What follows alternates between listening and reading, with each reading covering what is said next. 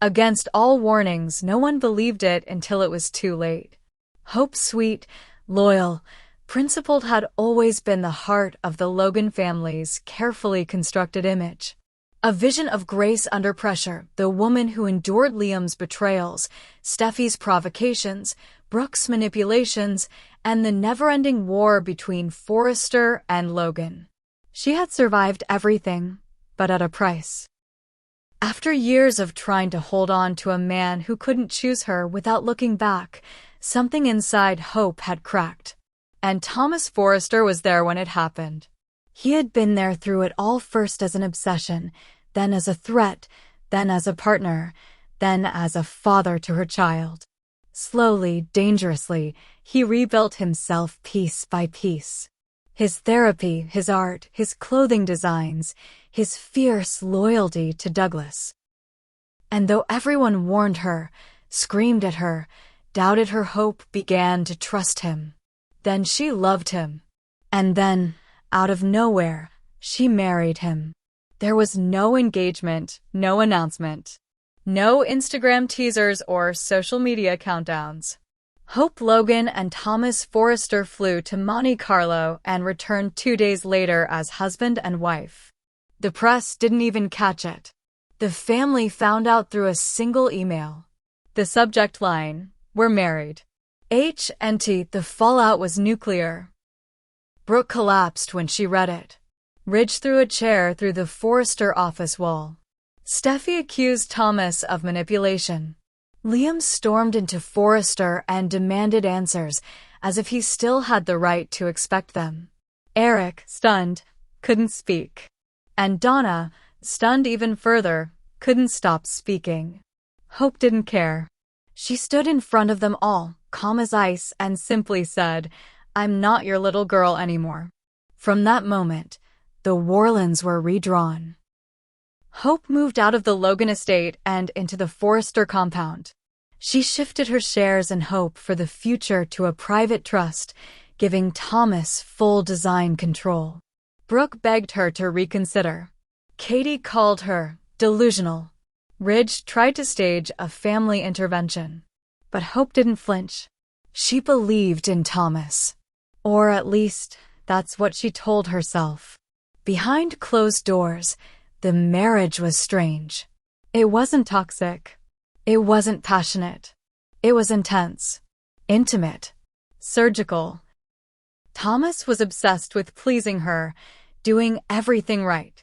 He cooked for her, built her a new design studio, gave her full access to his schedule and location. It was love, but love like a fortress. Immaculate, controlled. And for a while, it worked. Hope felt powerful, respected, desired. She wasn't someone's backup anymore. She was chosen, every day, by a man who never once looked at another woman. A man who adored Douglas, who defended her against Steffi, who told her she was the most beautiful thing that had ever happened to him. But shadows don't stay buried. It started with a sketchbook.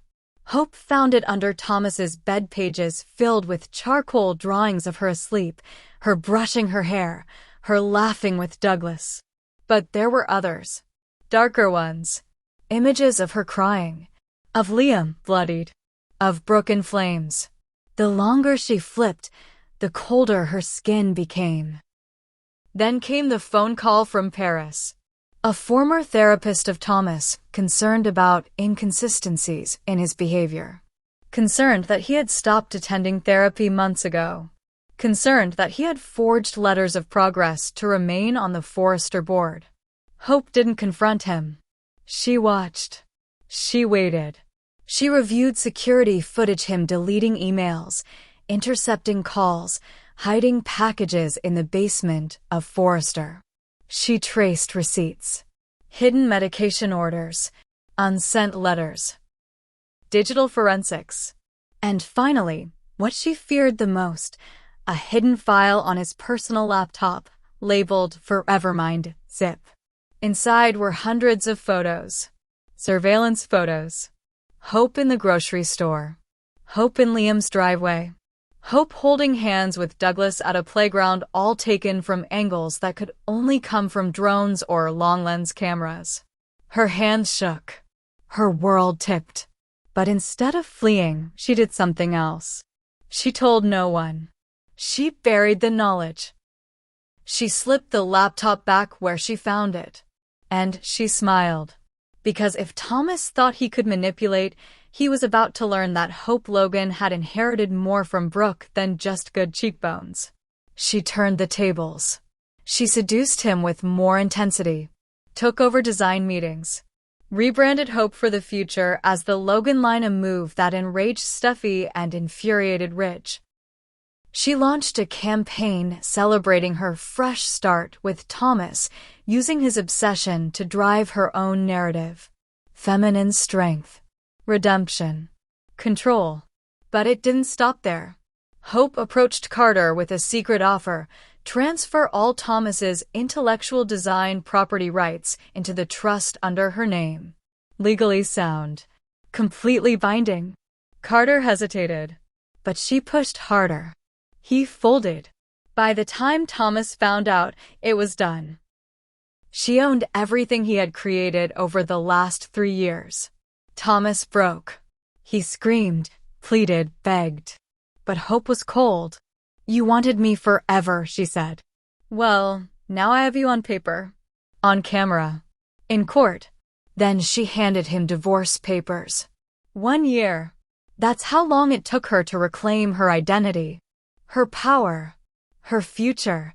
She didn't destroy him publicly. She didn't have to. She let him spiral. Let his past catch up. Let Ridge confront the damage. Let Steffi scream betrayal. Let Taylor retreat in shame. Let Douglas decide who he wanted to live with, and for the first time, the boy chose Hope. Liam, seeing it all, tried to return.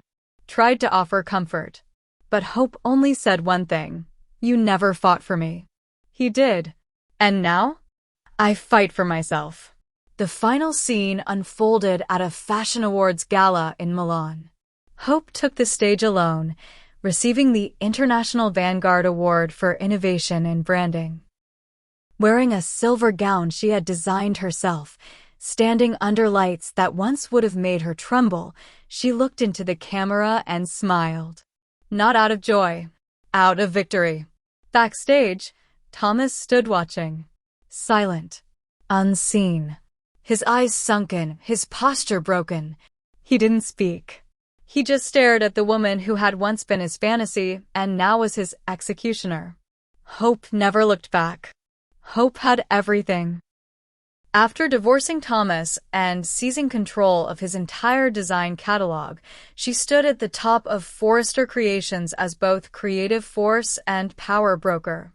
The Logan line was outperforming all other collections, and the board, publicly split between Ridge loyalists and Logan backers, was forced to acknowledge that the company was no longer just a Forrester legacy. It was Hope's domain now. But power never comes without consequence. Thomas disappeared from the public eye. No press. No social media. His friends couldn't reach him. Douglas received cards from anonymous addresses, sometimes drawings, sometimes one-sentence notes, but Hope never acknowledged them. Not aloud. Not to anyone. Behind her poise, though, something was unraveling. Hope began seeing things. At first, it was harmless. Shadows at night, flickers of movement in the design studio.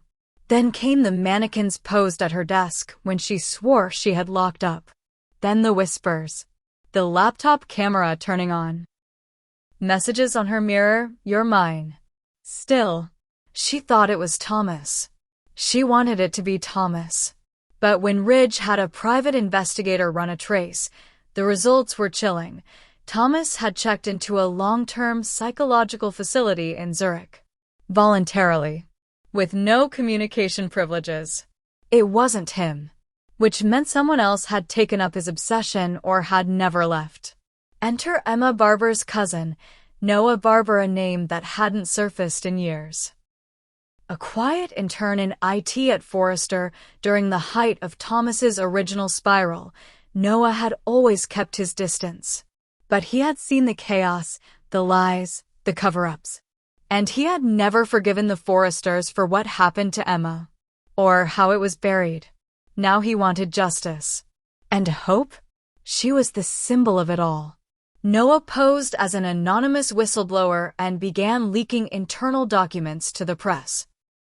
Hope's power plays, Brooke's backdoor deals with investors, old transcripts from Hope's brief therapy sessions during her marriage collapse.